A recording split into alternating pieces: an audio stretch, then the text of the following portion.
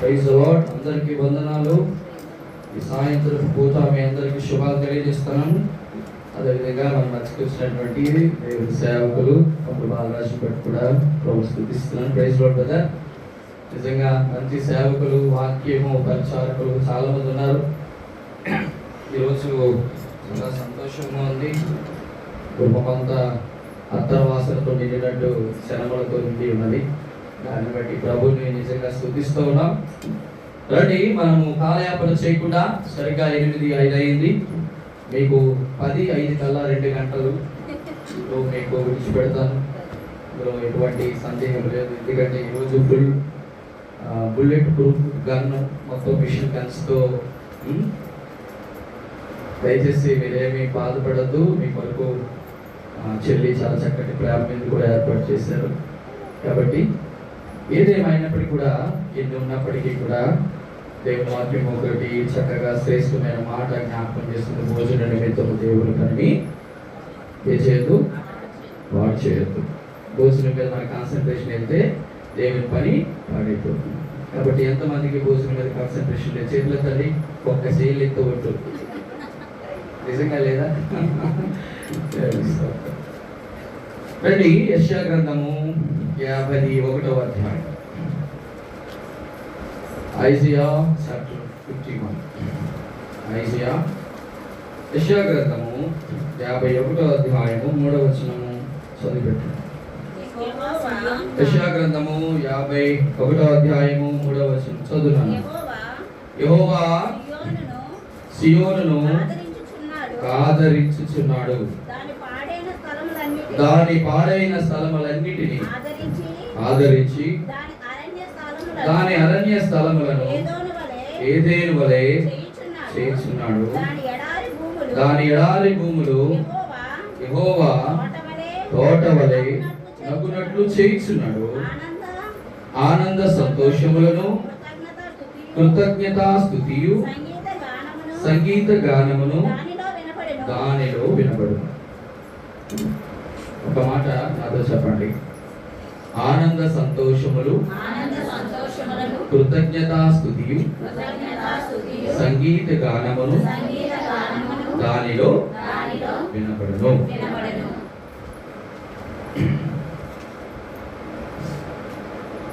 దేవుడు అనుగ్రహించిన తలంపును బట్టి ప్రభువును స్తుతిస్తూ మరొకసారి ఈ వాక్యము మీద ప్రభు తన హస్తము నుంచి మనందరితో సమృద్ధిగా మాట్లాడుగాక.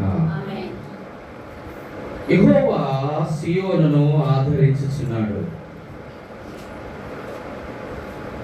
యెహోవా సియోనును ఆదరించుచున్నాడు. ఆదరణ అనేటువంటి మాట ఎప్పుడు వస్తుంది అని అంటే, సాధారణంగా ఎప్పుడు వస్తుంది? బాధలు, కష్టములు, శ్రమలు, ఇబ్బందులు, నిట్టూర్పులు, అటువంటి పరిస్థితుల్లో ఆదరణ అనే మాట మనకి వినపడుతుంది. అంటే మనకి ఏదో అవసరమైనది, మనకి ఏదో దేవుడు ఇచ్చినటువంటి అత్యవసరమైనది మనం కోల్పోయి ఉండవచ్చు. మనం ఏదైతే కోల్పోతామో అప్పుడు మనకి తెలియకుండా భయంకరమైనటువంటి దుఃఖం, నిట్టూర్పు, వేదన, ఎందుకు ఎలా జరిగింది, నా జీవితంలో ఎందుకు ఎలా దేవుడు అనుమతించాడు అనేటువంటి విధానం కొనసాగుతుంది. అందు ఉన్నటువంటి వారికి ఏం కావాలట? ఆదరణ. దేవుడు అంటున్నాడు, యెహోవా సియోనును ఆదరించుచున్నాడు. ఇంతకీ సియోను అని అంటే మనం తెలుసుకుంటే అప్పుడు సియోనుకు ఎందుకు ఆదరణ కావాలో మనకు అర్థమవుతుంది. సియోను అని అంటే 3 రకాలైన స్థలాలు దేవుడికి చాలా చాలా ప్రాముఖ్యతను బైబిల్లో పెట్టాడు. మొదటిది బబులోను, 2 యెరూషలేము, 3 సియోను. బబులోను లోకములో ఉన్నటువంటి దేవుని ఎరగనటువంటి వారి లోకస్తులకి సూచన.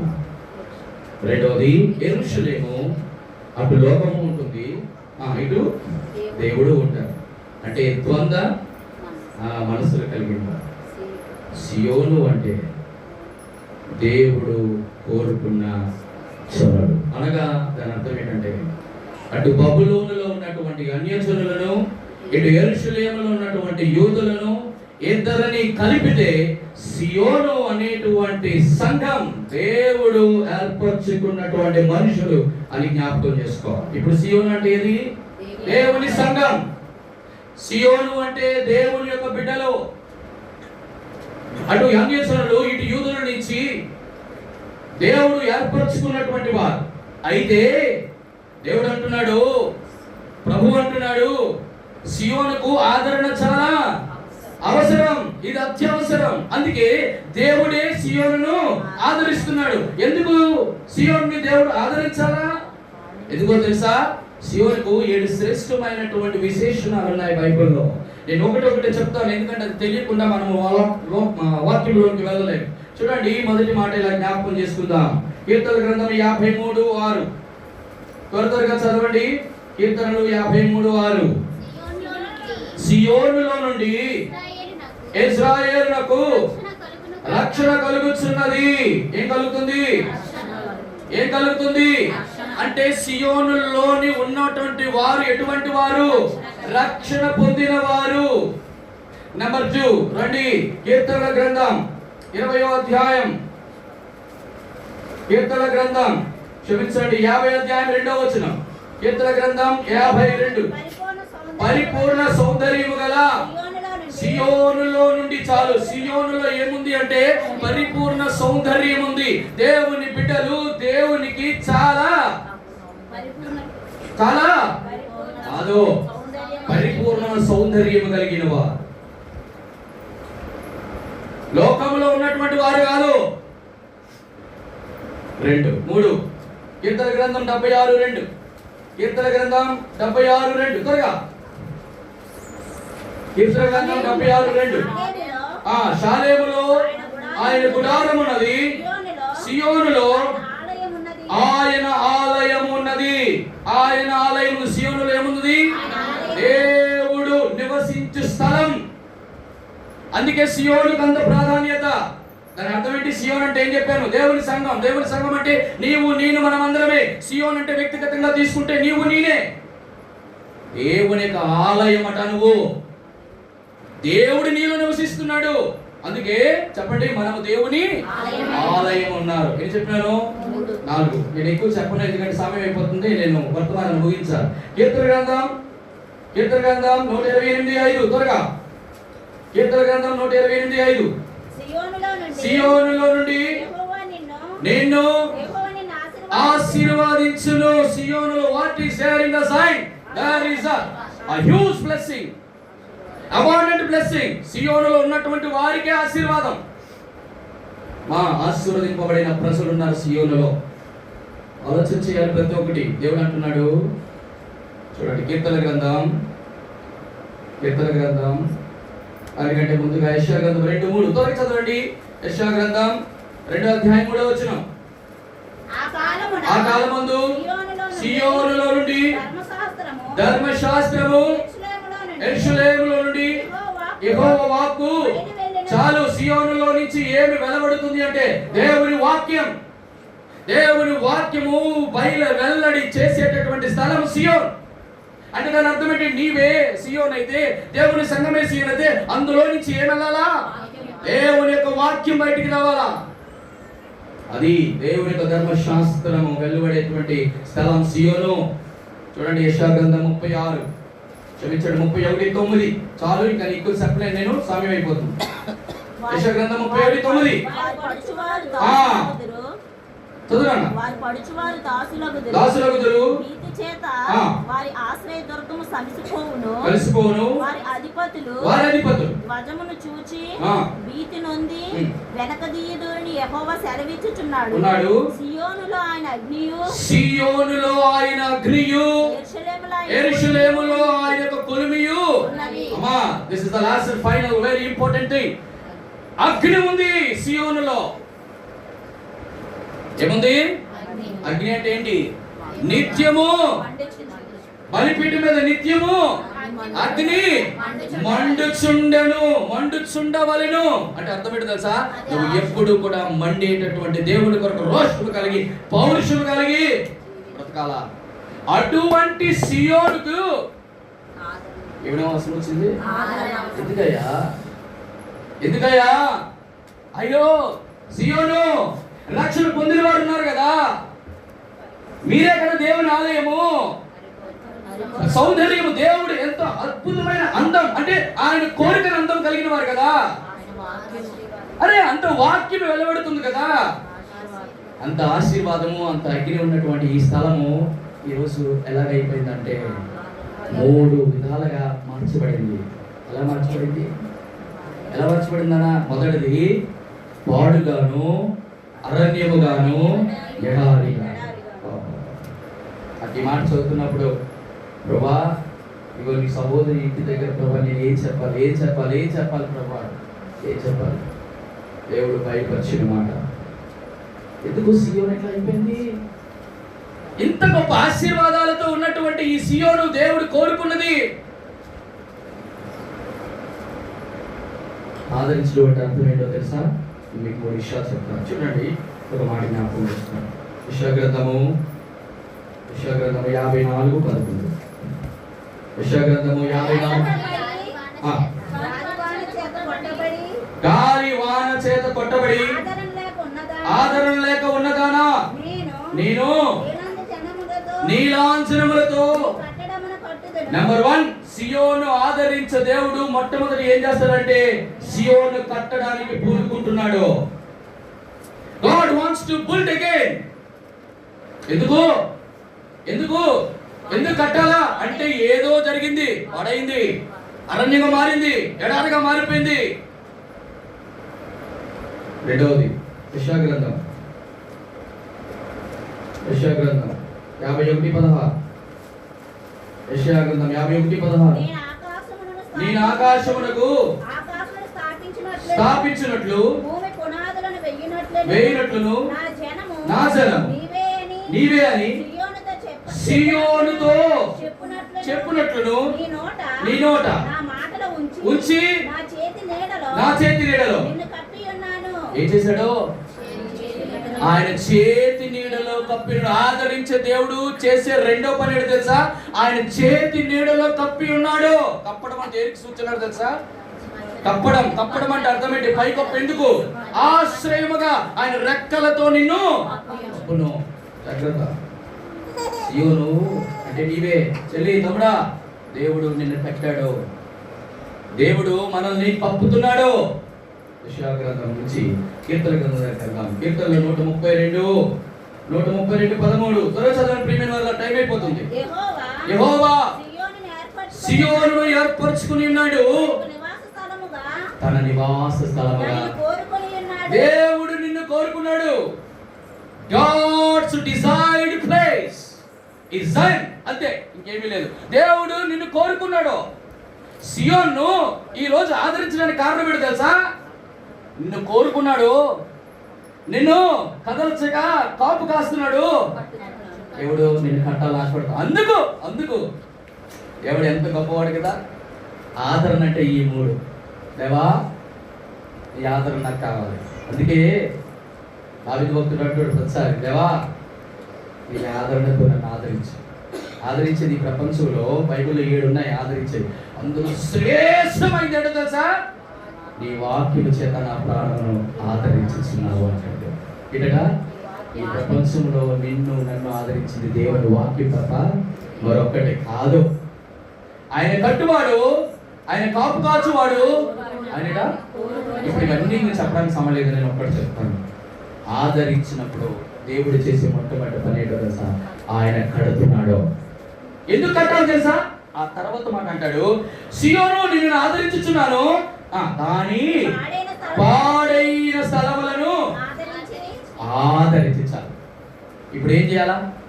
దేవుడు తన పాడైన స్థలాన్ని ఆదరించాలంటే పాడైన స్థలాన్ని కట్టాలి. అంటే ఏంటో తెలుసా? దేవుని కొరకు ఒకప్పుడు నువ్వు కట్టడము వలె ఉన్నావు. ఎలాగా? సియోను ఒక కట్టడం, ఆ కట్టడము నీవే. ఆ కట్టడం మనమే. ఆ కట్టడము దేవుని చేత కట్టబడినటువంటి ఒక శ్రేష్టమైన మందిరం ఏంటి సార్? దేవుడు తన రక్తమునిచ్చి కొనుక్కొని క్రయము చెల్లించి కట్టేటువంటి నీవు నేను అంటున్నాడు. ఇప్పుడు ఈ కట్టడం అట ఏమైపోయింది? పాడైపోయింది. ఎందుకు పాడైంది? ఒక కట్టడం పాడైంది.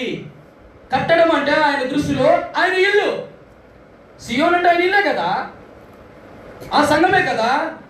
కట్టడం పాడైందంటే కనీసం మూడు కనీసం పాడవడానికి ఛాన్స్ ఉంది. మొదటిది, ఒక కట్టడానికి పునాది పాడైపోతుంది. పునాది మీద కట్టబడిన ప్రాకారాలు పాడైపోతాయి. దానికి ఏర్పరచబడిన గుమ్మాలు కూడా. అందుకే నెహెమీయా గ్రంథం మొదటి అధ్యాయం చూద్దాం. చూడండి, చక్కటి మాట అక్కడ రాయబడుతూ వస్తుంది యెరూషలేము గురించి. ఎంతో చక్కటి మొదటి అధ్యాయం 3 అనుకుంటా 2. చూడండి, నెహెమీయా గ్రంథం మొదటి అధ్యాయము చూడండి 3వ వచనం. వారు చెరపట్టబడిన వారు శేషించిన వారు ఆ దేశములో బహుగా శ్రమను నిందను పొందుచున్నారు. మరి యెరూషలేము యొక్క ప్రాకారము పడద్రోయబడినది, దాని గుమ్మములు అగ్ని చేత చాలు. ఏంటట? మొదటిది పునాదులు పగిలిపోయాయి. జాగ్రత్త వినాలి మాట. రెండోది, ప్రాకారములు పడద్రోయబడినాయి, గుమ్మములు. ఎందుకు? ఒక విశ్వాసి యొక్క పునాది, ఒక విశ్వాసి యొక్క ప్రాకారము, ఒక విశ్వాసి యొక్క గుమ్మములు ఎప్పుడు పడిపోతాయి? అసలు ఏంది గుమ్మం, ఏంది ప్రాకారం, ఏంది పునాది? చిత్రం చెప్పనా? దేవుడు ఒక విశ్వాసిని ఏ పునాది మీద కట్టాడో తెలుసా? యూదా పత్రిక మొదలు వచ్చాను. కొత్తగా నాకు సమయం లేదు నేను ఇవన్నీ చెప్పడానికి, కానీ మరి చూడండి మొదటి అధ్యాయం 20వ వచనం. యూదా పత్రిక. ప్రియులారా, మీరు విశ్వసించు అతి పరిశుద్ధమైన దాని మీద మిమ్మల్ని మీరు ఏంటట? అతి పరిశుద్ధమైన దాని మీద మిమ్మల్ని మీరు దేని విశ్వసించి? అతి పరిశుద్ధమైనది ఏది? ఈ ప్రపంచంలో వాక్యమే అతి పరిశుద్ధమైనది. ఎట్లా చెప్తారన్నా? మిగతా ఏమి లేవా? ఏది లేదు. ఎందుకు చెప్పండి? ఎందుకంటే చెప్తారా? అది కరెక్ట్. దేవుడు వాక్యమే ఉన్నాడు అంతే. If you say the word is holy, we should confess that God is holy. అని ఖచ్చితంగా ఒప్పుకోతీరా. దేవా, వాక్యము చేత కట్టబడ్డాను. ఇప్పుడు వాక్యం చేత కట్టబడ్డం ఏంటండి? చూడండి ఎంత చక్కటి మాట. రోమీయులకు రాసిన పత్రిక. దేని చేత మనం కట్టబడతామంటే, రోమీయులకు రాసినటువంటి పత్రికలో ఒక శ్రేష్టమైన మాట మనకి దేవుడు జ్ఞాపకం చేస్తాడు. రోమీయులకు రాసినటువంటి పత్రిక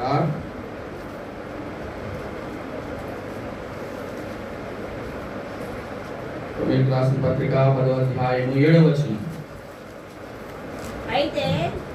రోమీయులకు రాసిన పత్రిక 10:7. మా రోమీయులకు రాసిన పత్రిక 10వ అధ్యాయము 7వ వచనం. రోమీయులకు రాసిన పత్రిక రోమీయులకు రాసిన పత్రిక 10వ అధ్యాయము 7వ వచనం 17వ వచనము. కాగా వినుట వలన విశ్వాసము కలుగును, వినుట క్రీస్తును గూర్చిన మాట వలన. దాని అర్థం ఏంటంటే, సియోను అనేటువంటి ఈ విశ్వాసిని దేని మీద దేవుడు కట్టాలనుకుంటున్నాడు? వాక్యం. ఈ వాక్యము దేవుడు నీతో మాట్లాడుతున్నప్పుడు నీలో ఏమి జనరేట్ చేయాలనుకుంటున్నాడు? విశ్వాసం. వినాలి మాట చాలా జాగ్రత్తగా. విశ్వాసము ద్వారా దేవుడు నిన్ను నన్ను కట్టాలనుకుంటున్నాడు. అయితే ఇప్పుడు సియోను ఎందుకు ఆదరించబడాలనుకుంటున్నాడు దేవుడు? అంటే పునాది పాడైందంటే నువ్వు విశ్వసించినటువంటి వాక్యము ఏమైంది? ఇప్పుడు వాక్యం పాడైందా? నువ్వు పాడయ్యావా? ఎందుకు పాడైంది? కరెక్ట్ గా చెప్పాలి. దేని వల్ల ఇంత శ్రేష్టమైన ఇలాంటి పునాది మీద కట్టబడినటువంటి ఈ విశ్వాసి ఎందుకు పాడైపోవడానికి ఛాన్స్ ఉంది? పగిలిపోవడానికి ఛాన్స్ ఉంది? చెప్పాలి త్వరగా. పునాదులు పగిలిపోవడానికి కారణం ఏంటో తెలుసా? ఒకప్పుడు ఏమని విశ్వసించామో తెలుసా? మనం సువార్త మన దగ్గరికి వచ్చింది, విశ్వసించిన తర్వాత మనకు ఒకటే ఏంటి తెలుసా? విశ్వాస మూలముగా ఎవరు బ్రతుకుతారు? నీతిమంతుడు. చూడండి ఎంత ఎంత అద్భుతమైనటువంటి విషయాలు దేవుడు మాట్లాడతాడు. అంటే విశ్వసించడం అంటే బాగా గమనించాలి. విశ్వాసం మీద నువ్వు కట్టబడుతున్నావు అంటే 3 విషయాలు ఖచ్చితంగా నీ యొక్క గమనంలోకి దేవుడు తీసుకొని వచ్చి ఉండాలి. మొదటిది దేవుడి యొక్క వ్యక్తిత్వం నీకు తెలుసున్నారు. ఏంటా? ఏం విశ్వసించావు నువ్వు? మనం దేవుడిని ఇంతవరకు ఏమి విశ్వసించాం? దేవుని యొక్క వ్యక్తిత్వాన్ని, ద పర్సనాలిటీ ఆఫ్ గాడ్. రెండోది ఏంటో తెలుసా? ఎప్పుడైతే దేవుని యొక్క వ్యక్తిత్వాన్ని విశ్వసిస్తామో రెండో విశ్వాసంలోకి దేవుడు తీసుకొస్తాడు. అదేంటో తెలుసా? దేవుడు నీతో మాట్లాడుతున్నప్పుడు అబ్రహాముకి ఎటువంటి వాగ్దానాలతో నింపినాడో, ఎటువంటి వాగ్దానాలు ఇచ్చినాడో అటువంటి వాగ్దానాలు నీకు ఇస్తాడు. ఎందుకో తెలుసా? వాగ్దానములు కూడా నువ్వు విశ్వసించాలి.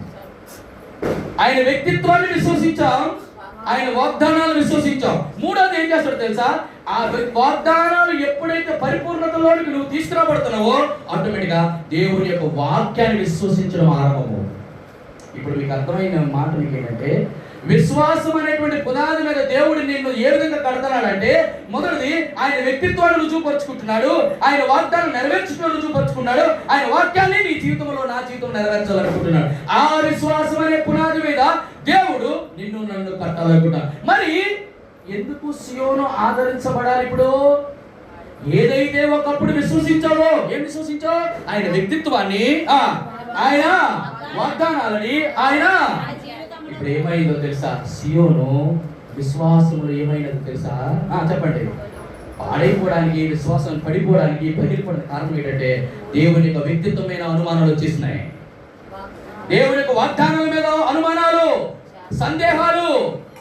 అరే ఏంటి దేవుడి మీద ఒక వ్యక్తికి ఎలా వచ్చాయి? లేదా ఐగుప్తు దేశము నుంచి ఇశ్రాయేలుని విమోచించాడు దేవుడు. అరణ్యంలో ఆయన వ్యక్తిత్వాన్ని వీళ్ళు ఏం జ్ఞాపకం చేసుకున్నారు? దేవుడు ఇచ్చిన వాగ్దానాలు ఏం జ్ఞాపకం చేసుకున్నారు? దేవుని యొక్క వాక్యము ఎంతవరకు ఆయన విశ్వసించాడు? వ్యక్తిత్వాన్ని విశ్వసించలేదు, వాగ్దానాలు మర్చిపోయారు. ఆయన వాక్యాన్ని కూడా హృదయంలో చోటకుండా సియోను ఆదరించబడటానికి, ఈరోజు నీవు నేను ఆదరించబడాలి అంటే మన ముందు నీవు నేను చేసుకోవాల్సింది, దేవుడు అద్భుతంగా తన కట్టడాన్ని కట్టాడు. నేను నన్ను ఆ కట్టడం ఇప్పుడు ఎట్లా అయిపోయిందంటే, ప్రభా ఎంత గొప్ప దేవుడు. ఆయన వ్యక్తిత్వం ఏంటి చెప్పండి? ఇప్పుడు విశ్వసించాం. ఏం విశ్వసించిన? ఆయన విశ్వాసమునకు కర్త అని విశ్వసించాం. అది ఆయన వ్యక్తిత్వం కాదా? రక్షణకర్త ఆయన వ్యక్తిత్వం కాదా? నిరీక్షణకు కర్త కాదా? ఆలోచన కర్త కాదా? ఎన్ని వ్యక్తిత్వాలు ఉన్న దేవుడు సమయానుకూలంగా మన జీవితంలో ఏదైనా కార్యం చేయకపోతే మనం ఏం తెలుసా? విశ్వాసములో ఏమవుతున్నాం? బలహీనమవుతున్నాం. అందుకే మనందరికీ ఒక శ్రేష్టమైన వ్యక్తి మన ముందు దేవుడు ఇచ్చాడు. ఏ వ్యక్తిని తెలుసా? అబ్రహాము ఇచ్చాడు. అందుకే విశ్వాసులకు తండ్రి అయినాడు అంటాడు కదా. అతడు విశ్వాసము వలన బలహీన, అవిశ్వాసము చేత బలహీనుడు కాక మృత తుల్యమగు శరీరం నుంచి సారా ఏం తీసుకొచ్చింది? ఆయన చేసిన వాగ్దానమును చెప్పండి, అవిశ్వాసముతోని పోగొట్టుకోకుండా ఏం చేశాడు? నమ్మాడు. చూడండి రోమిలికి రాసిన పత్రికలో ఆ మాట ఎంత చక్కగా దేవుడు మన కొరకు రాసి పెట్టాడు. చూడండి రోమిలికి రాసినటువంటి పత్రిక, చూడండి ఆ మాట ఎక్కడ ఉంది? రోమిలికి రాసినటువంటి పత్రిక చూడండి 4వ అధ్యాయము 20వ వచనం.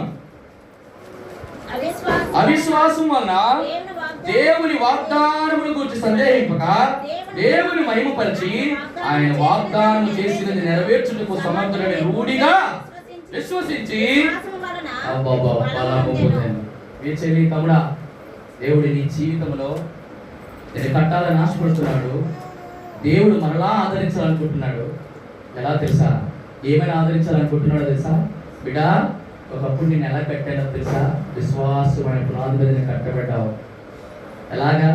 నా వ్యక్తిత్వాన్ని ఎరిగినావు కదా, నా వాగ్దానాన్ని నమ్మినావు కదా, వాక్యాన్ని హృదయం ఉంచుకున్నావు కదా. మరి ఈరోజు ఏమైంది? కొంచెం ఆలస్యమైందా? దేవుడు అంటున్నాడు, చూడు నా కుమారుడైన అబ్రహాము చూడు, అవిశ్వాసం వలన బలహీనత అంటే దాని అర్థం చేస్తారు. మన జీవితంలో సమయం గడిచే కొద్ది, సమయం గొడవలే కొద్ది దేవుడు చేస్తున్న కార్యాలు ముందు తరములో మనకి ఎంతో మంది సాక్షులు ఉన్నప్పటికీ కూడా గొప్ప సాక్షి సమూహం మన ముందు ఉన్నప్పటికీ కూడా మనం ఏం చేస్తాం తెలుసా, ఆ దేవుడు ఆ రోజుల్లో ఆ తరములో ఆ బిడ్డలకి ఆ యొక్క ప్రజలకి చేసిన వ్యక్తి ఈ రోజు ఉన్నాడు కదా, ఆయన న్యాయవిధి తప్పనివాడు కదా, ఆయన నిన్న నేడు ఏకరీతిగా ఉన్నాడు కదా, మరి నా జీవితంలో ఎందుకు చేయడు అనేటువంటి ఆలోచన మనకున్నట్లయితే మన జీవితంలో ఎప్పుడు కూడా ఆయన వ్యక్తిత్వాన్ని అనుమానించము. మనలో అనుమానాలు ఎక్కువ రావడానికి మన తొంత ఒకటైతే ఇద్దరున్నారు. ఎవరో మొదటిది కాదు, మన చుట్టూ ఉన్నటువంటి ఇరుగు పొరుగు అక్కలు. ఏమంటారు, దేవుడు నమ్మినావు కదా, ఏం జరిగింది, ఏమొరిగింది, ఏమవుతుంది, అప్పులు పాలైపోయాను, రోగాలు పాలైపోయాయి, నీ ఇల్లు అంతా ఎవరు పాడు పడిపోయింది, మా చూడు ఎంత బాగున్నాం అంటారా?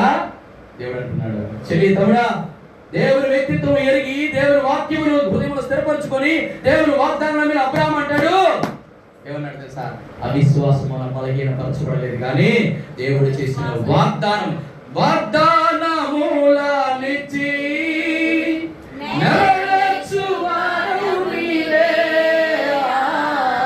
వాగ్దానములనిచ్చి నెరవేర్చువాడు నీవే, నమ్మకమైన దేవా నన్ను కాపాడు వాడవు నీవే. చాలు విన్నారా, దేవుడు ఎంత నమ్మకమైన వాడు తెలుసా చెల్లి. మనము నమ్మదగని వారం అయినప్పటికీ కూడా ఆయన అన్ని విషయాల్లో నమ్మదగిన వాడు. హల్లెలూయా. దేవుడు ఎంత గొప్పవాడంటే చెల్లి, సమయం గడుస్తుంది, వెళ్ళిపోతుంది, తెరులిపోతుంది. ఎన్ని నిందలు అనుభవిస్తున్నావు కదా, ఎన్నో అవమానాలు అనుభవిస్తున్నావు కదా, ఎన్నో మాటలు అనుభవిస్తున్నావు కదా, దేవుడు నీ వాగ్దానము, నీకు ఇచ్చిన వాగ్దానమును, దేవుడు చేసినటువంటి ఆ వాగ్దానం నీ జీవములో ఒక్కటి కూడా తప్పిపోబోడు. దేవుడు నీ జీవితం శ్రేష్టమైన విశ్వాసం ద్వారా కట్టబడేటువంటి సియోను దేవుడిని ఆదరిస్తున్నాడు. దేవుడిని ఆదరించాలనుకుంటున్నాడు. నువ్వు పాడైనటువంటి స్థలముగా దేవుడు ఉండాలని కోరుకోడు. ఎందుకో తెలుసా, సియోను ఆయన కోరుకునే స్థలం, సియోను ఆయన నివసించాలనుకునే స్థలం, సియోను ఆశీర్వదించే స్థలం, సియోను రక్షణ పొందే స్థలం, సియోను చెప్పండి ఆయన ఆలయమున్న స్థలం, సియోను. ఎంత శ్రేష్టమైనటువంటి సియోను ఈరోజు ఆదరణ. రెండవది, విశ్వాసం అనే పునాది పగిలిపోయేది. ఏమన్నాడు ఇప్పుడు, ప్రాకారములు ఏమైపోయి, ప్రాకారములు పాడైపోవడం ఏంటి ప్రాకారం? చూద్దాం, గ్రంథం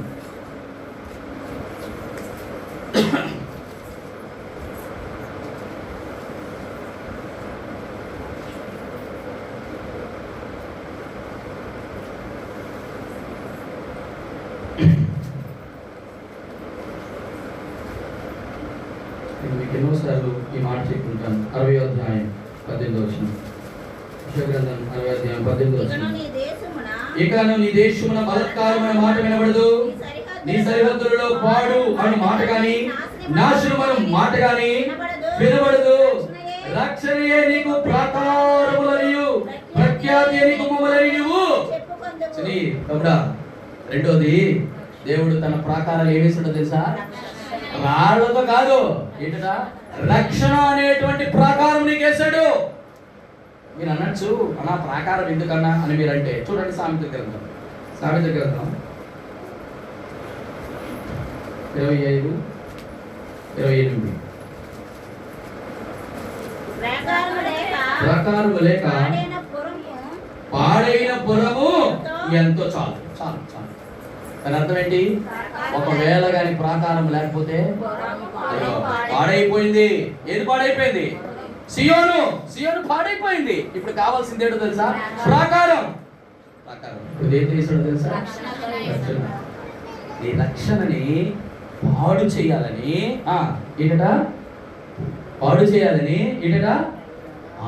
అపవాది ఏం చేస్తుంది? విచిత్రం ఏంటో తెలుసా? ఎలా పాడు చేస్తారు మీరు అడగొచ్చు. ఎలా పాడు చేస్తారు చూడ, ఓ మాట జ్ఞాపకం చేస్తాను. సామెత గ్రంథం 18:11 త్వరగా చదవండి. ధనవంతునికి తన ఆస్తి ఆశ్రయపట్టము, వాని దృష్టికి అది ఏ ప్రాకారం? అబ్బో, ఎత్తైన ప్రాకారం. చెల్లి తమ్ముడా, గుర్తుంచుకోండి ఈరోజు దేవుడు ఎంత చక్కగా నీకు రక్షణ అయినటువంటి ప్రాకారమే. ఈ రక్షణ ప్రాకారం దేని చేసాడు అనుకోగలరు కాక? దేనితోని రక్షణ దేని వల్ల వచ్చింది? రక్షణ దేని వల్ల ఇచ్చాడు? కేవలం ఆయన కృప. మీ విశ్వాసము వలననే, కృప వలననే మీరు రక్షింపబడినారు. ఇది మీ వలన కలిగినది కాదు, దేవుని వరం. అటువంటి రక్షణ ప్రాకారం కలిగిన మనల్ని, ఈ రక్షణ వలయంలో ఉన్నటువంటి మనల్ని ఏం చేస్తున్నాడో తెలుసా? చెప్పండి. ఇప్పుడు ఆ రక్షణ అనేటువంటి ఎత్తైన ప్రాకారంగా దేవుడు ఇచ్చితే మనం ఏం చేస్తున్నామో తెలుసా? మాకు రక్షణ ప్రాకారం కాదు, దేవుడు ఇచ్చిన రక్షణ కాదు. ఏదట? చెల్లి, నీ రక్షణ మొట్టమొదటి పాడైపోవడానికి కారణం ఏంటో తెలుసా? నీ డబ్బు. అలాగే డబ్బు ఉండకూడదంట. దాని అర్థం ఏంటంటే, ఏ ధనమైతే దేవుడు నీకు అనుగ్రహించాడో ఆ ధనము కంటే కృప. చెప్పండి, ఈ ప్రపంచంలో అతి శ్రేష్టమైన ధనం ఏదో తెలుసా? ఈ శ్రేష్టమైన కృప ఏంటో తెలుసా?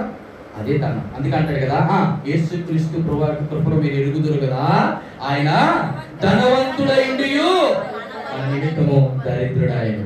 అది కృప అనుగ్రహించాడు. సియోను ఇప్పుడు ఆదరించబడాల్సిన పరిస్థితి ఎందుకు వచ్చిందో తెలుసా? ప్రాకారములు పడిపోయాయి. రక్షణను అనేటువంటి ప్రాకారాలని చాలా జాగ్రత్తగా చూసుకొని, దేవా నీ కృపతో నాకు ఈ రక్షణ ఇచ్చావు కదా, నా నమ్మకం అంతా, నా ఆధారం అంతా నీ కృప తప్ప ఇహలోక ధనము కాదు, ఇహలోక మనుషులు కాదు. మీకు విషయం తెలుసా?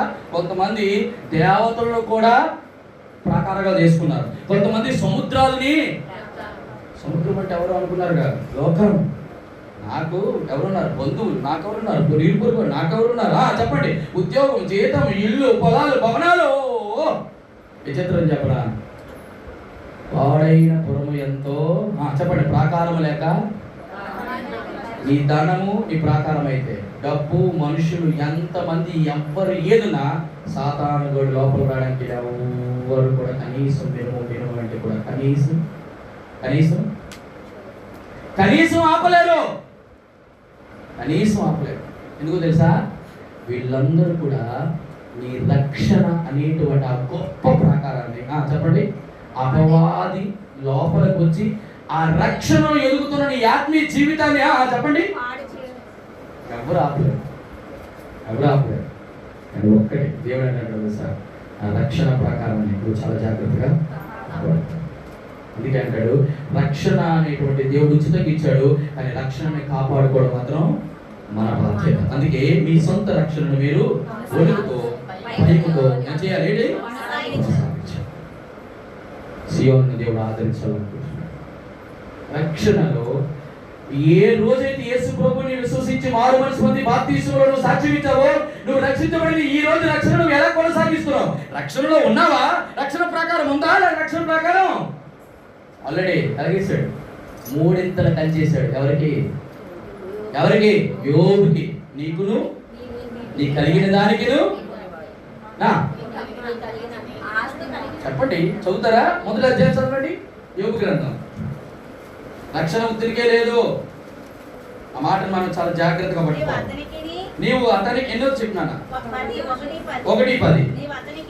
నీవు అతనికిని, అతని ఇంటి వారికిని, అతని కలిగిన సమస్తమునకును కంచి వేసితివి కదా. నువ్వు అతని చేతి పనిని ఎన్నింతల కంచా? దేవుడు నీకు రక్షణ మూడింతల కంచికి సాదృశ్యం. మొదటిది నీ స్థాన రక్షణ, ఇది పొజిషనల్ సాల్వేషన్ అంటారు. రెండోది కొనసాగించేది ప్రోగ్రెసివ్ సాల్వేషన్ అంటారు. మూడోది పర్ఫెక్ట్ సాల్వేషన్ అంటే సంపూర్ణమైన రక్షణ. అది రక్షణ స్వాస్థ్యం మనం పొందబోతున్నాం. రక్షణ ప్రకారము ఎలా ఉంది చెల్లి తమ్ముడా?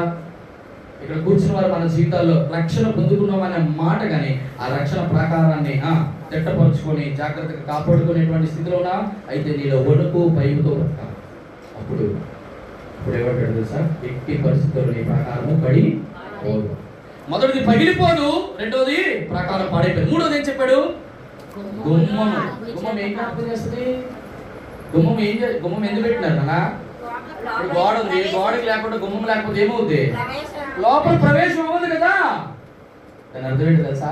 సియోను యొక్క గుమ్మలు అగ్ని చేత కాల్చబడ్డాయంటే మొత్తం అంతా కూడా డిసల్యూషన్ అయిపోయింది, మొత్తం అంతా జీరో అయిపోయింది, నిర్జనముగాను ఎక్కడ పాడుగా మారిపోయిందట.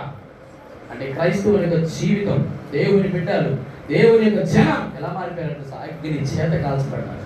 అగ్ని దేనికి సూచన?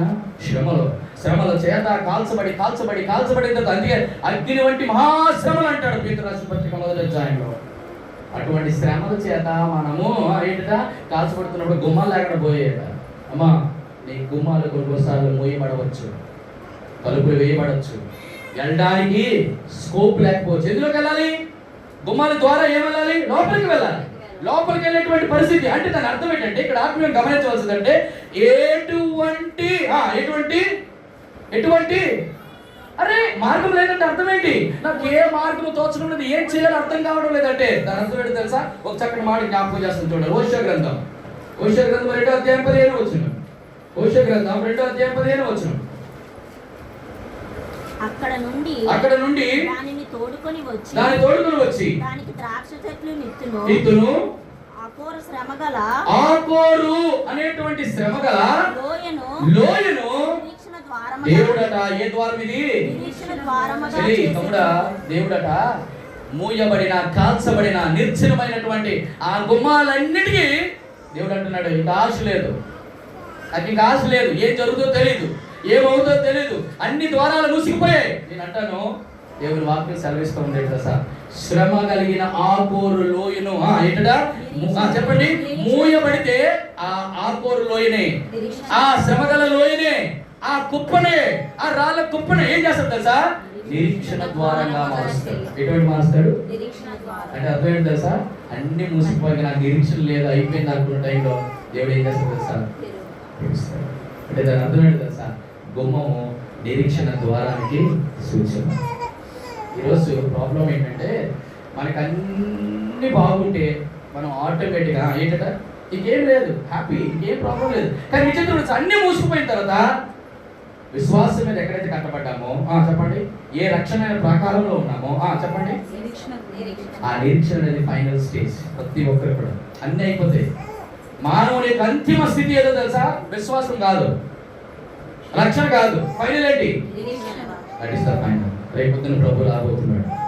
మనము ఉంచవలసింది, చేయవలసింది జీవితంలో ఉన్నంత వరకు ఇక్కడ రక్షణ విశ్వాసంతో కొనసాగుతాం. కానీ ప్రభు వస్తున్నాడు, సిద్ధపాటుతో మనం ప్రభు వరకు ఎదురు చూస్తున్నాం. అది నిరీక్షణ. దేవా, నిరీక్షణ ద్వారాన్ని దేవుడు నీకు నాకు ఏం చేశాడు? రెడీగా పెట్టాడు. శ్రమగల ఆకోరు లోయని ఏం చేస్తున్నాడు? నిరీక్షణ ద్వారంగా మారుస్తున్నాడు. ఈరోజు నిరీక్షణ లేక మనం ఉంటే, ఇంకా నిరీక్షణ లేక బ్రతుకుతుంటే, ఎటువంటి నిరీక్షణ అనేది ఎప్పుడు వస్తుందో తెలుసా? నిరీక్షణ అనేది ఎప్పుడు మనిషికి ఎప్పుడు ఉండదో తెలుసా? ఎప్పుడు ఉండదు. చూడండి, 1 దశలోనికి రాసిన పత్రిక 4వ అధ్యాయంలో అక్కడ చక్కగా చెప్పబడుతున్న మాట చూడండి.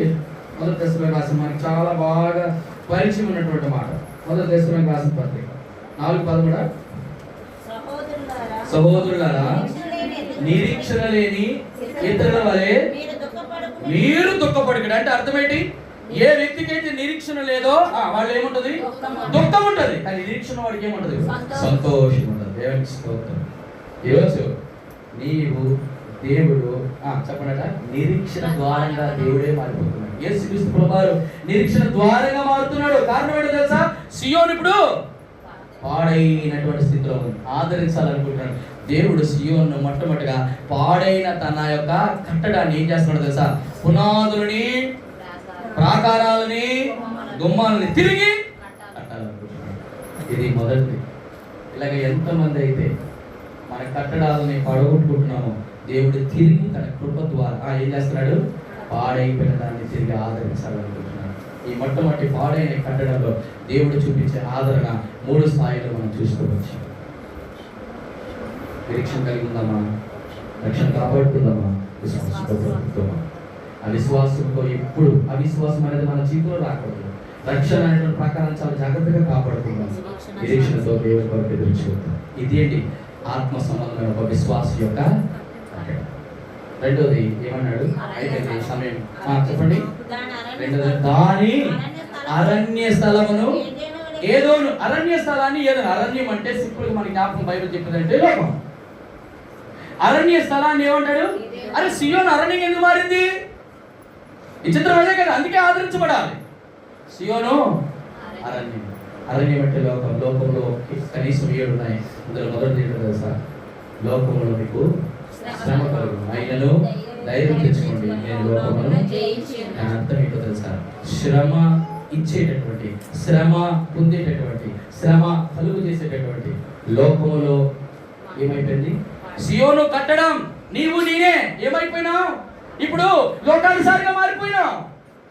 ఇప్పుడు లోకానుసారిగా మారిపోతే లోక ఆశలకి, లోక అలవాట్లకి, లోక ఆచారాలకి, లోక పద్ధతులకి ఎవరు? సియోను.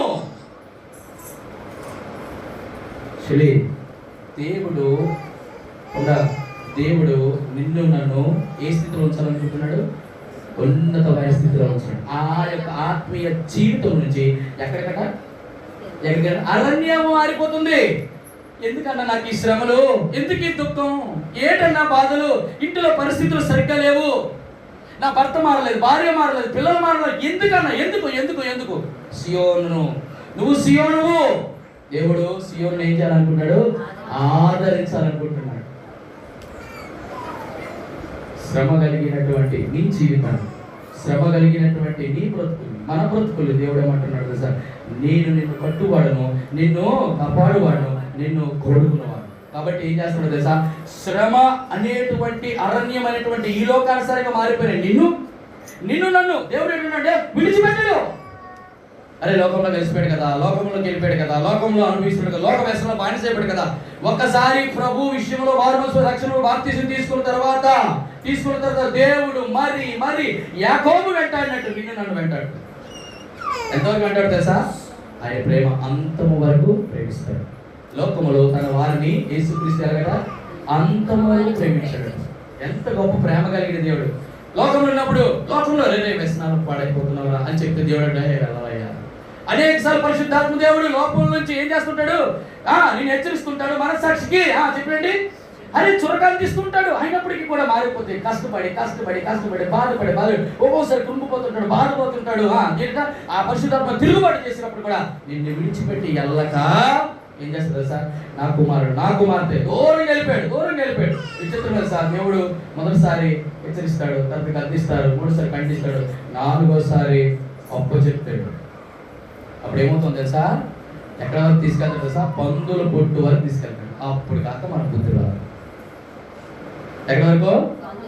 అక్కడికి వెళ్తే అప్పుడు దేవుడు ఎలా తీసుకొచ్చి అప్పుడు అంటాడు, అయ్యో నా తండ్రికి, పరలోక రాజ్యానికి దేవా నేను విరోధంగా పాపం చేశానయ్యా, నీ యొక్క దాసుడిని, నీ కుమారుడిని నేను అనిపించుకుంటకు. అప్పుడు వస్తుంది. దేవాదేవుడు మన వెంట ఉన్నప్పుడు, మన బ్రతిమలాడుతున్నప్పుడు, దేవుడు మనల్ని కోరుకున్నప్పుడు దేవాదేవుడు అంటున్నాడు, చెల్లికుండా సియోను ఆదరించాలనుకుంటాను. ఈరోజు ఆదరణ లేకున్నావేమో, లోకంలో ఇంకా బ్రతుకుతున్నామేమో, లోక జీవితం, లోక అనుసరమైనటువంటి బ్రతుకు, లోక ఆశలు అవన్నీ విడిచిపెట్టాలా? లోక ఆశలు, లోక పద్ధతులు, లోక పోకడ్లు, లోక మర్యాదలు, లోక అలవాట్లు ఇంకా అలాగే ఉంటే దేవుడు అంటున్నాడు, ఇగో నీకు చాలా ఆదరణ కావాలి. ఎందుకో తెలుసా? ఆదరణ ఎవరికి? లోకం. ఈ శ్రమ ఏం జ్ఞాపకం చేస్తుంది? లోకంలో మీకు శ్రమ వలన దుఃఖం, బాధ, ఏడుపు, కన్నీరు. అందుకే దాన్ని ఏమంటాడు తెలుసా? ఏదేను వలె. ఏదేనంటే అర్థమేంటి తెలుసా? ఏదేనంటే స్థలం కాదు. ఏదేనంటే బైబిల్ ప్రకారం ఏదేను అంటే కనీసం 5 శ్రేష్టమైన మాటలు ఉన్నాయి. నెంబర్ 1 ఏంటో తెలుసా? ఏదేను అంటే చక్కటి మాటలు మీకు జ్ఞాపకం చేస్తాను. ఏదేను అంటే మొట్టమొదటిగా is a place of beauty. ఏంటట? అందమైన ప్రదేశం అట. ఏంటట? స్థలం అంటే స్థలం కాదు, ఇట్స్ స్టేట్. స్టేట్ అంటే ఆలోచన. దేవుడట ఏదేను వల్ల మారుస్తాడట. అంటే అర్థం ఏంటి? అరణ్యములో వెళ్ళినటువంటి ప్రతి ఒక్కరు దేవుడిచ్చిన పోలిక, దేవుడిచ్చిన స్వరూపం ఏమైపోయాడు? కోల్పోతాడు. అంతేనే కదా? అరే దేవుడి యొక్క స్వరూపం, దేవుడి పోలికలు ఏమైనా లోకంలో వెళ్ళిపోయి ఎలాగైపోయాడు? తప్పిన కుమారుడు ఎలాగైపోయాడు? తండ్రి దగ్గర ఉన్నప్పుడు ఎలాగుండేవాడు? వెళ్ళిన తర్వాత ఇట్లా అయిపోతాడు. మొదటిది ఈ లాస్ట్ హిస్ బ్యూటీ. రెండవది దేవుడు తనకి ఇచ్చినటువంటి అబాండెన్స్ అంటే సమృద్ధి, సౌందర్యం పోతుంది. రెండవది సమృద్ధి పోతుంది. ఏం తక్కువ చేశాడు ఏదైనా దేవుడు? ఆదాముకి చెప్పండి, ఏం తక్కువ చేశాడు? ఏం తక్కువ చేయలేదు. సంఘములో ఉన్నంత వరకు దేవుడు చెప్పండి, సంఘముతో అంటు కట్టబడినంత వరకు, క్రీస్తులో ఉన్నంత వరకు నీ జీవితంలో ఆయన పోలిక పోదు, లేక ఆయన సౌందర్యం పోదు, ఆయన సమృద్ధి పోదు. మూడోది తెలుసా, లోకములో ఉంటే వాడికి ఏ రోజు సమాధానం ఉండదు. అరణ్యంలో ఉన్నటువంటి శ్రమ ఏం చేస్తారు సార్, నీ హృదయంలో ఉన్నటువంటి సమాధానం తీసేస్తుంది. అన్న హృదయంలో సమాధానం ఎందుకు ఉంటుంది? ఎక్కడ ఉండేవాడి? సియోన్లో ఉండేవాడు. ఇప్పుడు ఎక్కడికి వచ్చావు? లోకంలోకి వచ్చేసి పోయింది. మూడోది సమాధానం కలిగినటువంటి ప్రదేశం సియోన్. ఎంత చక్కటి మాట. మూడోది. నాలుగోది ఎంత చక్కటి, it's a pleasure, it's a place of pleasure. అంటే అర్థం ఏంటిదా? సంతోషించే. ఎందుకు సంతోషం చెప్పడాక? ఎక్కడ ఏముంది? ప్రతి చల్లపూటన దేవుడు వచ్చి అదమా దేవుడి స్వరం ఏంటి అంత ఇష్టం. దేవుడితో సహవాసం అంటే సంతోషం లేక బాధ ఉంటుంది ఏంటంటే అన్నిటికంటే ముఖ్యంగా అన్నిటికంటే శ్రేష్ఠ అక్కడ ఉన్నంత వరకు ఆదాము సంపూర్ణంగా ఉన్నాడు. అమ్మా ఏం లోటు ఉందా చెప్పండి? సంపూర్ణత పోయిందా లేదా? అందుకే యేసుక్రీస్తు ప్రభువారు వచ్చినప్పుడు ఏం చేయాలనుకున్నాడు? మిమ్మల్ని సంపూర్ణ, ఆయన తండ్రి సంపూర్ణ కనుక పరిపూర్ణ సంపూర్ణ అయ్యో ఆనందములు అయినటువంటి లోకంలోకి వెళ్తే చెల్లి తమ్ముడా, యేసుక్రీస్తు ప్రభుని నమ్ముకొని నా జీవితంలో దేవుడు ఎందుకు ఆదరించాలనుకుంటున్నాడంటే, ఏ సౌందర్యాన్ని అయితే కోల్పోయావో, ఏ సమృద్ధిని అయితే కోల్పోయావో, ఏ సమాధానం అయితే కోల్పోయావో చెప్పండి, ఏ సంతోషం అయితే కోల్పోయి, ఏ సంపూర్ణత కోల్పోయి దేవుడు తిరిగి 5 ఇంతల ఆశీర్వాదం దేవుడు అనుకుంటున్నాడు. లోకంలో ఉండదు దేవుడు ఇచ్చినటువంటి శ్రేష్టమైన ఆశీర్వాదాలు పోగొట్టుకోవద్దు. మూడోది అంటాడు, నేను చెప్పి ముగిస్తాను. ఏంటంటాడు? దాని ఎడారి భూములు యెహోవా తోటకి ఏదేనికి ఏంటి డిఫరెన్స్? ఏదేను తోట కాదు, ఏదేను అనేటువంటి స్థలంలో దేవుడు తోట వేసాడు కాబట్టి ఏదేను తోట అయింది. అర్థమైందా? ఇప్పుడు మన సిస్టర్కి ఏ తోట ఉంది? ఎక్కడ ఉందన్న? పాలవలసలో ఉన్నా? ఏదైనా కొత్త వలసలో, కొత్త వలస తోట అంటుందండి. కొత్త వలసలో తోట ఇది యెహోవా తోట అంట. ఏంటట? ఎలా మార్చాడు? దేన్ని మార్చాడు? సియోన్ ఎలా మారిపోయింది? ఎడారి భూమి. అసలు ఎడారి భూమిగా మారిపోవడం కారణం it was complete dryness. Dryness అంటే ఎప్పుడు డ్రై అయిపోయింది? ఎప్పుడు డ్రై అయిపోద్ది? No water. నో వాటర్ అంటే అర్థం ఏంటి? వాక్యము, నీరు. నీరు ఎవరిలో అయితే ఉండదు చెప్పండి, వాళ్ళందరూ ఎండిపోతారు. సరే తమ్ముడా, వినాలి నా మాట. వాక్యం ఉందా ఉదయంలో? వాక్యం 3 స్థలాల్లో ఉండాలని చెప్తారు. ఇప్పుడు ఎక్కడ చెప్పండి? రోమిలికి రాసిన పత్రిక ఉదయంలో ఉండడం చూడండి. రోమిలికి రాసిన పత్రికలో ఏదమనగా కాదు, ఆ పాట చెప్పండి. 10వ అధ్యాయం అమ్మ తల్లి. రోమిలికి రాసిన పత్రిక 10వ అధ్యాయం 8వ వచనం. అది ఏమని చెప్పుచున్నది? వాక్యము నీ యొద్ద, నీ నోట, నీ హృదయంలో ఉన్నది, అది మేము ప్రకటించు. విశ్వాసం ఎన్ని స్థలాల్లో ఉండాలా? 3 నీ యొద్ద ఉందా వాక్యం? నీ నోట ఉందా వాక్యం? నీ హృదయంలో ఉందా వాక్యం? దాని అర్థం ఏంటో తెలుసా? హృదయం నిండిన దాన్ని బట్టి, నీ హృదయంలో వాక్యం ఉంటే నోటి నుంచి ఏ మాటలు వస్తాయి? దేవుని మాటలు వస్తాయి. లేకపోతే సరసోక్తులు, ఇచ్చకపు మాటలు, లేనిపోని పనికిమాలిన మాటలు, ఎవరిని దుర్భోషలాడాలా, ఎవరిని తిట్టాలా, ఎవరిని ఇది దేవుని వాక్యముతో నిండుకుంటే. అందుకంటాడు యేసుక్రీస్తు ప్రభు వారట వాక్యం చెప్పడానికి పెద్దలకి అందరూ వచ్చేవారట. ఆయన నోటి మాట నుంచి వెలువడిన ప్రతి మాట ఎలా మాటలు? ఆయన దయ ఉంటే హృదయంలో దయగా మాటలు వస్తాయి. హృదయము నిండాలా, దేవుని వాక్యముతో నిండాలా. హృదయంలో వాక్యం ఉంటే నోటి దగ్గరకు వస్తారు. నోటి దగ్గరకు ఉంటే నీ దగ్గర ఎవరుంటారు? నీ యొద్ద వాక్యం ఉందంటే దేవుడే. దేవుని వాక్యం మనం కలిగి ఉన్నప్పుడు ఏమంటది? అది ఎడారిగా ఉండదు. ఇప్పుడు ఎడారి భూమిని ఏం చేశాడు దేవుడు? యెహోవా తోట. యెహోవా తోట అంటే అర్థమైంది తెలుసా? యెహోవా నాటిన మొక్కలు అంటే అర్థం. అర్థమైంది నేను చెప్పిన మాట? అంటే అర్థం ఏంటో తెలుసా? సంఘము అనేటువంటిది యెహోవా యొక్క తోట. ఆ తోటలో ఉన్న ప్రతి మొక్క నీవు నేను, ఆ నీవు నేను ఏముండాలనుకుంటున్నాడు? నీ యొద్దలో, నీ నోటిలో, నీ హృదయంలో. ఇప్పుడు ఏమవుతుంది తెలుసా? ఈ తోటలో 3 రకాల మొక్కలు చూపిస్తాను మీకు. యెహోవా చేతుల ద్వారా నాటినవి. చూపించగలుగుతా? టైం అయిపోతుంది. చూపించి నేను ముగిస్తాను. చూడండి ఓ చక్కటి మాట. చూడండి యెషయా గ్రంథం 61వ అధ్యాయం 30వ వచనం. యెషయా గ్రంథం 61వ అధ్యాయం ఒక నిమిషం ఆగండి. యెషయా 61:3 వచ్చింది. కిందకు వచ్చిందమ్మా. యెహోవా తన్ను మహిమ పరుచుకొనున్నట్లు నీతు అని మస్తకి వృక్షములనియు యెహోవా నాటిన చెట్లనియు వానికి దేవుడు తన తోటలో, సంఘమైన తోటలో నాటబడిన మొట్టమొదటి చెట్టు ఏంటి చెప్పండి? నీతి అను మస్తకి వృక్షములు నాటుతాను. నీవు నేను అందరూ మస్తకి వృక్షం సాదృశ్యం ఏంటో తెలుసా? నీతికి సాదృశ్యం. అంటే దాని అర్థం ఏంటో తెలుసా? సంఘములో దేవుడు నాటిన చెట్లను నీతిమంతులుగా ఉంటారు. దేవుని వాక్యము చేత, నీటి చేత, సమృద్ధి చేత నింపబడి ఉన్నటువంటి ఆ సంఘం అనేటువంటి యెహోవా అనేటువంటి తోటలో నీతిగా బ్రతుకుతారు. నీతిగా బ్రతుకుతారు. వాళ్ళే ఏ చెట్లు? మస్తకి వృక్షం. అమ్మా, మొట్టమొదటి మస్తకి వృక్షం ఎక్కడ ఉందో తెలుసా? మస్తకి వృక్షము ఉంది అంటే ఆదికాండ గ్రంథం చూడండి. ఆ మాట మీకు జ్ఞాపకం చేసుకోండి. చూడండి 35:4. యెషయా గ్రంథం 35:4 త్వరగా చదవండి, టైం అయిపోతుంది. 35 ఆదికాండం 35:4. వారు తమ యొద్దనున్న అన్య దేవతలన్నిటినీ తమ చెవు పోగులను యాకోబుకిస్తే యాకోబు షెకెములో ఉన్న మస్తకి వృక్షము క్రింద ఏంటడా? మస్తకి వృక్షం ఆదికాండంలో ఒకటే కనబడుతుందట. ఏంటో తెలుస్తుంది? ఆ మస్తకి వృక్షమే నీతిమంతుడైన యేసుక్రీస్తు ప్రభువు. ఆయన కిందను దాచినట్టు ఎవరు? ఏం దాచాడు? అరే ఏం దాచాడంటే అది మా ఒక వ్యక్తి చెప్పాడు, ఒకసారి కూడా చెప్పాడు, లోకములో ఉన్నటువంటి విగ్రహాలట ఈజీగా కనిపెట్టచ్చు, కానీ హృదయంలో ఉన్నటువంటి విగ్రహాలు అనగా క్రైస్తవులకు ఉన్నటువంటి విగ్రహాలు ఎక్కడ ఉంటుంది తెలుసా? హృదయం ఉంటాయి. అవి ఎవరు కూడా చాలా జాగ్రత్త. నీ జీవితంలో ఏమైనా విగ్రహాలు ఉన్నాయేమో ఈరోజు ఏం చేయాలి తెలుసా? ఎక్కడ తాటాలా? ఎక్కడ బాధ పెట్టాలా? నీతిమంతుడైన యేసుక్రీస్తు ప్రభువు మరక్తి వృక్షం కింద పాతి పెట్టింది. దేని బాధ పెడతారు చెప్పండి? ఈ ప్రపంచంలో దేని పెడతారు? చచ్చిపోవాలి. ఏ విషయంలో ఇంకా విగ్రహాలు ఉన్నాయో, అది వ్యక్తులే కావచ్చు, వనరులే కావచ్చు, వ్యవస్థలే కావచ్చు, ఏ నా వ్యక్తిత్వం ఎలాంటిది, ఈ వ్యక్తిత్వం ఏ పనిగా తీసుకో బాధ పెట్టారు. ఏ వ్యక్తిత్వంలో ఉన్నారు? దేవుని వ్యక్తిత్వం నీలో ఏమైనా కదా? దేవుడు ఎంత శ్రేష్టమైనటువంటి మాట.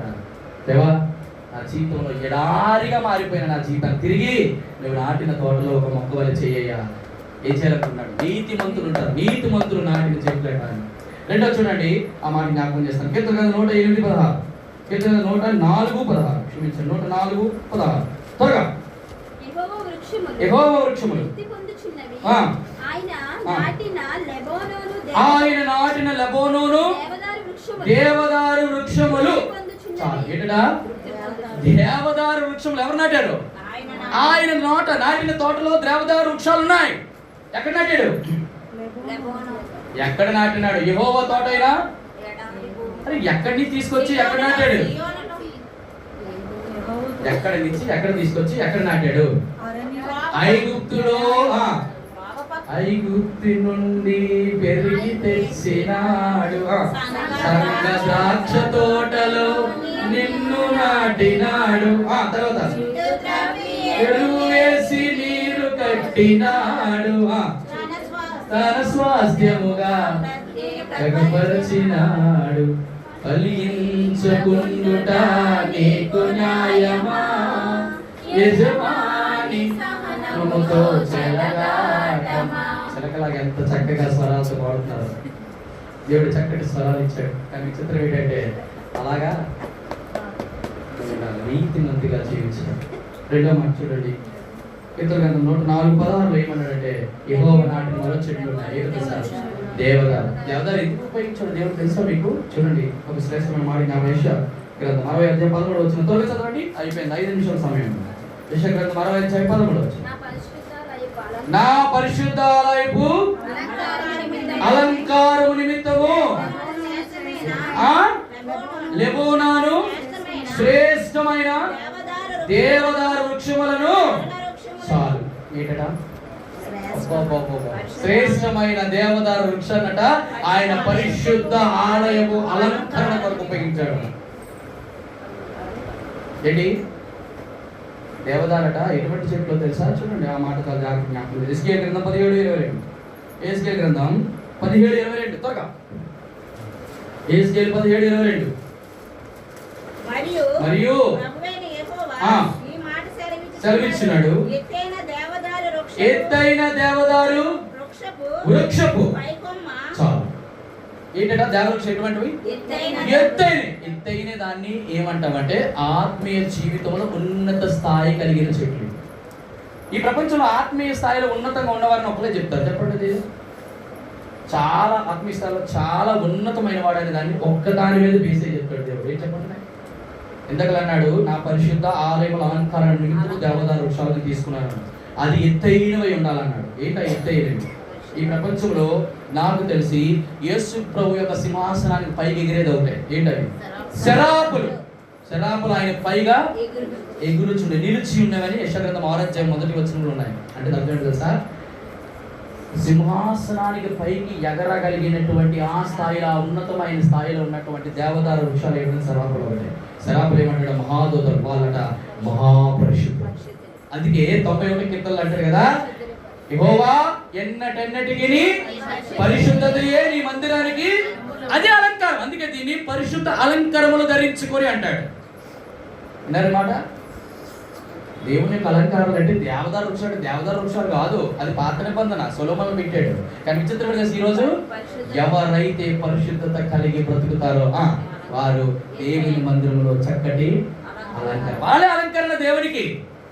అలా ఉన్నామా? అలా బ్రతుకుతున్నామా? పరిశుద్ధులు కాపాడుకుంటున్నామా? దేవుడు నిన్ను ఆయన పరిశుద్ధ ఆలయమైనటువంటి ఏది? ఆయన ఆలయం ఏది? మన తనువు, మన శరీరం. మన శరీరంలో ఆయన కోరుకున్నది ఏంటి? పరిశుద్ధత. దాని ద్వారా అలంకరించాలనుకుంటున్నాడు. దేవుడు వచ్చి చూసినప్పుడు ఆశ్వరస్ చూశాడట ఎంతో మందిని. అందులో ఒకే ఒక చిన్నది ఆయన దృష్టిని ఆకర్షించింది. ఏంటో తెలుసా? హేగే నిర్ణయించిన అలంకారము కాక మరొకటి కోరుకోలేదు. హేగే అంటే పరిశుద్ధాత్మ దేవుడు. పరిశుద్ధాత్మ దేవుడికి తెలుసు యేసు ప్రభుకి ఏది ఇష్టమైందో. అమ్మ, చిన్నదైనటువంటి ఎస్తేర్ నువ్వు ధరించుకోవాల్సింది పరిశుద్ధత. అదొకటి చాలు. You are qualified. దేవుడు నాటిన దేవదారు వృక్షాలు 2. ఏంటో తెలుసా? మొదటిది నీతిమంతులు, 2 పరిశుద్ధులు. సంఘంలో నాటిన తోటలు చెప్పింది. 3వది చూడండి, అది చెప్పి నేను ముగిస్తాను.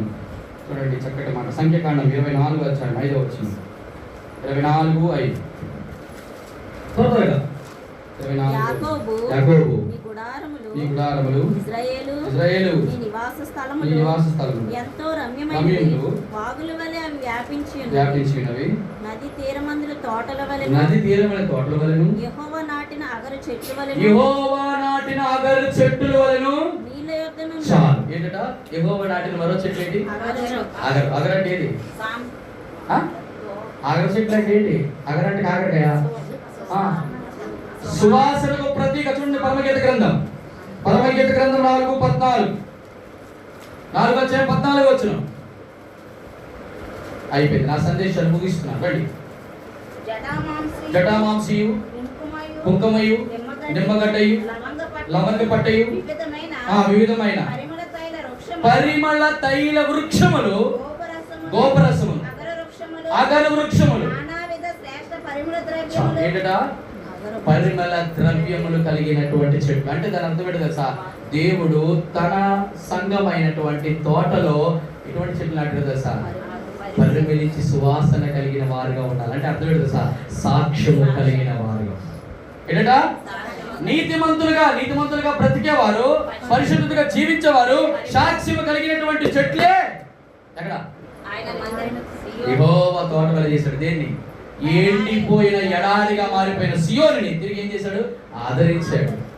ప్రియమైన వాళ్ళారా, ఆ నీతిని, ఆ పరిశుద్ధతను, ఆ సాక్ష్యం ఎప్పుడు కూడా కోల్పోకూడదు. ఎవరైతే ఈ స్థానంలో ఉంటారో వాళ్ళ నోటన ఏముంటుందో సార్ మొదట అన్నాడు. చెప్పండి. ఆ తర్వాత మాట చదివితే నేను ముగిస్తాను. అదే ఈ యొక్క సందేశానికి చివర అంతిమ మలుపు. 41:3 లాస్ట్ మాట. ఆనంద. చూడు, జతలుగా రాశాడు. ఆనందము, సంతోషం, కృతజ్ఞతాస్తుతి, సంగీతము, గానం. దేనిలో వినపడుతుంది? ఇవన్నీ నా జీవితంలో జరిగిన అనుభవాలు కదా. ఒకవేళ ఈ అనుభవాలు నేనే అయితే ఈ 3 మాటలతో. నెంబర్ 1, దేవా పాడైపోయిన నా స్థలాన్ని ఆదరించావయ్యా. అరణ్యమైనటువంటి ఈ లోకంలో కలిసిపోయిన నా జీవితాన్ని తిరిగి ఏం చేసావు? ఎలా మార్చావు? ఏదేనో మార్చావు. మూడోది ఏమన్నాడు?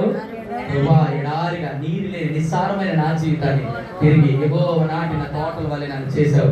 అందుని బట్టి ఏం చేస్తున్నాను? నా నోట ఆనందము స్తుతి, క్షమించండి, ఆనందము సంతోషం, కృతజ్ఞత స్తుతి, సంగీత గానం, ఈ మూడింటి చేత దేవుడు మనల్ని ఏం చేయాలనుకున్నాడు? మహిమ పొందాలి. ఆదరించబడిన సియోను నువ్వు నేనే. ఒకవేళ నువ్వు ఆదరించబడితే నువ్వు ఎటువంటి స్థితిలో ఉన్నప్పుడు ఈ అనుభవాలు ఒక్కొక్క అనుభవాలు అయి ఉండొచ్చు, కానీ అందరినీ ఆదరించేవాడు పరిశుద్ధాత్మ దేవుడు. అందుకే ఆయన ఆదరణకర్త. అటువంటి ఆదరణ పొంది నా జీవితంలో మనం చేయాల్సిందే తెలుసా? దేవా, నా ఆనందము సంతోషము, నా కృతజ్ఞత స్తుతి, నా సంగీత గానము నేను వినిపిస్తాను అంటూ ఆయన మోకాలు సన్నిధిలో మోకరించి ప్రార్థన చేసి ప్రభుత్వంలో జ్ఞాపకం చేస్తాను. ప్రేమించబడిన ఒకరు ప్రార్థించారు.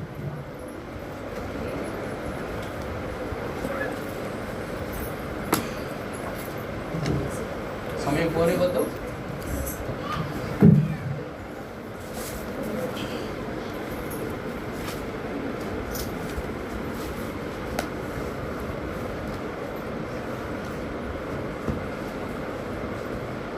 ప్రేమ నమ్మకం ప్రియ పర్లకు తండ్రి, ఆశ్చర్యపడ ఆలోచన కట్టేసి బ్రహ్మాండమైన పదనాలు ప్రార్థన తెలుసుకుంటూ ఉన్నాం ప్రభు. ఈ సాయంకాల సమయం ప్రవేశిస్తా తండ్రి, కారణం గారిని ప్రవేశిస్తా తండ్రి, మన కుటుంబ